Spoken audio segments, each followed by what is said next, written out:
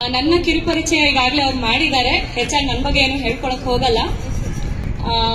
It's an absolutely honor and pleasure to be here. Firstly, I would like to thank Honorable Chairman Dr. Joseph VG, Director Ms. Vrinda Kutino, and Principal CM Rupalakshmi ma'am for having me here as a chief guest. And not to forget my favorite choreographer Jerry Master. ಅವರು ಇವತ್ತು back stage ತುಂಬಾ ಬಿಸಿ ಇದ್ದಾರೆ, but thank you sir for inviting me here. ಇಲ್ಲಿ ಬರೋಕ್ ಮುಂಚೆ ದೊಡ್ಡದಾಗಿ notes ಅಲ್ಲಿ ಪ್ರಿಪೇರ್ ಮಾಡ್ಕೊಂಡು ಬಂದೆ ಆಕ್ಚುಲಿ ಸ್ಪೀಚು. ನನ್ನ ವೀಕೆಂಡ್ ನಾನು ಥೊರಲಿ ಎಂಜಾಯ್ ಮಾಡ್ತಾ ಇದ್ದೀನಿ. ತುಂಬಾ ಕಲರ್ಫುಲ್ ಆಗಿದೆ. May be after Covid ma'am Mamata ma'am ಹೇಳಿದ ಹಾಗೆ ಮಕ್ಕಳು ತುಂಬಾ ಎಂಜಾಯ್ ಮಾಡ್ತಿದ್ದಾರೆ. ನಾನು ಅವರಲ್ಲಿ ಒಬ್ಳಾಗಿ ಎಂಜಾಯ್ ಮಾಡಕ್ ಕೂತಿದ್ದೀನಿ. ಹೆಚ್ಚಾಗಿ ನಾನು ಹೇಳಿ ನಿಮ್ಮ ಟೈಮ್ ಏನು ವೇಸ್ಟ್ ಮಾಡಕ್ ಹೋಗಲ್ಲ. ಈ ಪುಟ್ಟ ಮಕ್ಕಳು ಐ ಥಿಂಕ್ ಅವ್ರಿಗೇನು ಹೇಳೋ ಅವಶ್ಯಕತೆ ಇಲ್ಲ. ಅವರು ಇರೋ ಹಾಗೆ ಎಕ್ಸ್ಟ್ರಾಡಿನರಿ ಆಗಿದ್ದಾರೆ. ನಾಳೆ ದಿನ ನಮ್ಗೆ ನಾವು ಅವ್ರ ಹತ್ರ ಆಟೋಗ್ರಾಫ್ ತಗೊಂಡ್ಬೇಕು ನೆಕ್ಸ್ಟ್, ಆ ರೀತಿ ಇದಾರೆ. ಇನ್ಫ್ಯಾಕ್ಟ್ ನಾನು ನೋಡ್ತಾ ಇದ್ದೀನಿ ಅವ್ರ confidence, the elegance, smile, style ನಾವು ಕಲಿಬೇಕು ಇನ್ನು ಅವರಿಂದ. ಸೊ ಅವ್ರಿಗೆ ನನ್ನ ಕಡೆಯಿಂದ ಏನು ಅಡ್ವೈಸ್ ಇಲ್ಲ. ಬಟ್ ಪೇರೆಂಟ್ಸ್ಗೆ, ಗ್ರ್ಯಾಂಡ್ ಪೇರೆಂಟ್ಸ್ಗೆ ಒಂದು ಪುಟ್ಟ ಕಿವಿ ಮಾತು ಅಥವಾ ರಿಕ್ವೆಸ್ಟ್ ಅಂತಾನು ತಗೊಳ್ಬಹುದು. ಅಕಾಡೆಮಿಕ್ಸ್ ವಿಚಾರದಲ್ಲಿ ಹೆಚ್ಚಾಗಿ ಅವರಿಗೇನು ಪ್ರೆಷರ್ ಕೊಡೋ ಅಗತ್ಯ ಇಲ್ಲ. ಅದಕ್ಕೆ ನಮ್ಮ ಟೀಚರ್ಸ್ ಇದ್ದಾರೆ, they are train for it. ಏನೇ ಇದ್ರು ಅಕಾಡೆಮಿಕ್ಸ್ ಅಲ್ಲಿ ಪಾಸ್ ಮಾಡಿ ಕಳಿಸ್ತಾರೆ. ಬಟ್ ಲೈಫ್ ಸ್ಕಿಲ್ಸ್ ಏನಿದೆ ಅದನ್ನ ಮಕ್ಕಳಿಗೆ ಹೇಳ್ಕೊಡಿ. ಪ್ರತಿಯೊಂದು ನಿಮಿಷ ಅಥವಾ ಪ್ರತಿಯೊಂದು ಕ್ಷಣದ ಒಂದು ಇಂಪಾರ್ಟೆನ್ಸ್ ಇರಬಹುದು. ಪಂಕ್ಚುಯಾಲಿಟಿ, ಹಂಬಲ್ ಆಗಿರುವಂತದ್ದು. ಇವರು ಮಮತಾ ಮ್ಯಾಮ್ ಹೇಳಿದ ಹಾಗೆ ನಮ್ಮಲ್ಲಿ ಎಷ್ಟೇ ದುಡ್ಡಿದ್ರು ಮಕ್ಕಳ ಮುಂದೆ ತೋರಿಸ್ಕೊಳ್ಬಾರ್ದು. ಆಸ್ ಎ ಪೇರೆಂಟ್ ನಾನು ಅದನ್ನ ಫೇಸ್ ಮಾಡ್ತಾ ಇದ್ದೀನಿ. ಏನ್ ಬೇಕು ಅಂತ ಅನ್ಸಿದ ತಕ್ಷಣ ಕೇಳ್ತಾರೆ ಮಕ್ಕಳು, ಬಟ್ ಪ್ರತಿಯೊಂದನ್ನು ನಾವು ಅವ್ರು ಕೇಳಿದ ಕೂಡಲೇ ಕೊಡಿಸಬಾರ್ದು. ಅದು ನಮ್ಗೆ ಪ್ರೀತಿ ಅಂತ ಅನ್ನಿಸ್ಬಹುದು, ಬಟ್ ಅದನ್ನ ಅವ್ರ ಏನ್ ಹೇಳ್ತಾರೆ, ಅವ್ರನ್ನ ಹಾಳು ಮಾಡ್ತಾ ಇರ್ತೀವಿ ನಾವು ಕೇಳಿದ್ದೆಲ್ಲ ಕೊಟ್ಟು. ಸೊ ಇಲ್ಲ, ಈಗ ಅವಶ್ಯಕತೆ ಇರೋದನ್ನ ಮಾತ್ರ ಕೊಡಿಸ್ತೀನಿ, ಮಿಕ್ಕಿದಕ್ಕೆ ನನ್ನ ಕೈಲಿ ಕಾಸಿಲ್ಲ. ನಾನು ಈಗಲೇ ಹಿಂಗೆ ಹೇಳ್ತೀನಿ ನನ್ನ ಮಕ್ಳಿಗೆ, ನಾನು ಪೇಮೆಂಟ್ ಆದ್ಮೇಲೆ ಕೊಡಿಸ್ತೀನಿ, ನನ್ನ ಹತ್ರ ದುಡ್ಡಿಲ್ಲ. ಇವಾಗ ಹಠ ಮಾಡಕ್ಕೆಲ್ಲ ಅವಕಾಶನೇ ಕೊಡಬೇಡಿ. ಮೊಬೈಲ್ ಯೂಸೇಜ್ ಫಸ್ಟ್ ನಾವು ಕಮ್ಮಿ ಮಾಡೋಣ. ಬಿಕಾಸ್ ಇನ್ಸ್ಟಾಗ್ರಾಮ್, ಫೇಸ್ಬುಕ್ ಅನ್ಕೊಂಡು ಸೋಷಿಯಲ್ ಮೀಡಿಯಾದಲ್ಲಿ ನಾವೇ ಮುಳುಗೋಗ್ಬಿಟ್ಟಿರ್ತೀವಿ. ಎಷ್ಟು ಪ್ರಯತ್ನ ಪಡ್ತೀವೋ ಅಷ್ಟು ನಮ್ಮ ಮಕ್ಕಳು ಫ್ಯೂಚರ್ಗೆ ಒಳ್ಳೇದಾಗುತ್ತೆ.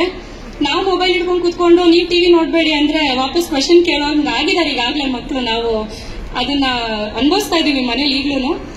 ಸೊ ನಾವ್ ಹೇಗ್ ನಡ್ಕೊಳ್ತೀವಿ, ನಾವ್ ಹೇಗ್ ಮಾತಾಡ್ತೀವಿ, ಏನ್ ಫುಡ್ ತಿಂತೀವಿ, ನಮ್ ಲೈಫ್ ಸ್ಟೈಲ್, ಎವ್ರಿಥಿಂಗ್ ಪ್ರತಿಯೊಂದು ಅವ್ರ ಮೇಲೆ ಪರಿಣಾಮ ಬೀರುತ್ತೆ.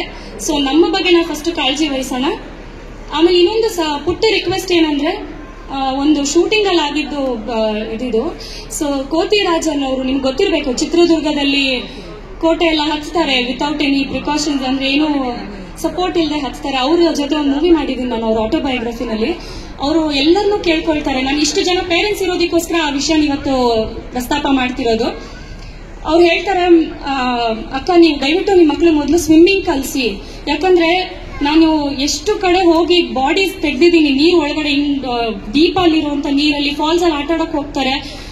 ಬೇರೆಯವರು ಸೂಸೈಡ್ ಮಾಡ್ಕೊಂಡು ಬಿದ್ದಿರೋ ಬಾಡೀಸ್ನೆಲ್ಲ ತೆಗಿತೀವಿ, ನಂಗೆ ಅದು ಬೇಜಾರಿಲ್ಲ. ಆದ್ರೆ ಪುಟ್ಟ ಮಕ್ಕಳು ಅವಕ್ಕೆ ಈಜು ಬರದೆ ನೀರಲ್ಲಿ ಮುಳುಗಿ ಸತ್ತಿರ್ತಾರೆ. ಆ ಬಾಡೀಸ್ ತೆಗಿಯಕ್ ನಂಗೆ ತುಂಬಾ ದುಃಖ ಆಗುತ್ತೆ. ಆ ತಂದೆ ತಾಯಿನ ನೋಡಕ್ಕಾಗಲ್ಲ. ಸೊ ಫಸ್ಟ್ ನೀವು ಶಾಲೆಗೆ ಹಾಕ್ತಿರೋ ಇಲ್ವೋ ಗೊತ್ತಿಲ್ಲ, ಸ್ವಿಮ್ಮಿಂಗ್ ಕಲಿಸಿ ಮಕ್ಕಳಿಗೆ, ಮಾರ್ಷಿಯಲ್ ಆರ್ಟ್ ಕಲಿಸಿ, ಅವರಿಗೆ ಅವ್ರನ್ನವರು ಕಾಪಾಡ್ಕೊಳ್ಳೋಷ್ಟು ಫಸ್ಟ್ ಮಾಡಿಸಿ ಅಂತ ಹೇಳಿದ್ರು. ಸೊ ಇಷ್ಟು ಜನರ ಮುಂದೆ ನಾನು ಅದನ್ನ ರಿಕ್ವೆಸ್ಟ್ ಮಾಡ್ಕೊಳ್ತಾ ಇದ್ದೀನಿ, ಮೊದಲು ಸ್ವಿಮ್ಮಿಂಗ್ ಕಲಿಸಿ ಮಕ್ಕಳಿಗೆ.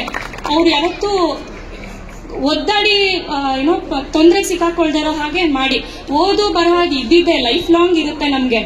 ಇವತ್ತಿಗೂ ನಾನು ಇನ್ನೂ ಕಲಿತಾ ಇದ್ದೀನಿ, ಮಕ್ಕಳಿಂದ ಎಷ್ಟೋ ಕಲಿತೆ ಇವಾಗ ಬಂದು. ಹಾಗಾಗಿ ಮೇನ್ ಲೈಫ್ ಸ್ಕಿಲ್ಸ್ ನ ಹೇಳ್ಕೊಡಿ ಅಷ್ಟೇ. I don't have anything else to ಸೇ.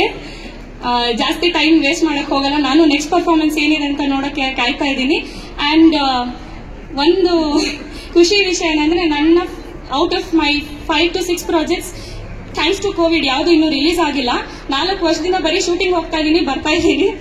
ಹಾಗಾಗಿ ಈ ತಿಂಗಳು 16ನೇ ತಾರೀಕು U-Turn 2 ಅನ್ನುವಂತ ಕನ್ನಡ ಮೂವಿ ರಿಲೀಸ್ ಆಗ್ತಿದೆ. ನಿಮ್ಮ ನೆಚ್ಚಿನ ಚಿತ್ರ ಮಂದಿರದಲ್ಲಿ ಹೋಗಿ ನೋಡಿ ಅಂತ ರಿಕ್ವೆಸ್ಟ್ ಮಾಡ್ಕೊಳ್ತೀನಿ. OTT ರಿಲೀಸ್ ಆಗೋದು ದಯವಿಟ್ಟು ವೇಟ್ ಮಾಡಬೇಡಿ. ಯಾಕಂದ್ರೆ ತೆರೆ ಮುಂದೆ ಕಾಣೋ ನಾವು ಒಂದು 15-20 ಜನ ಅಷ್ಟೇನೆ.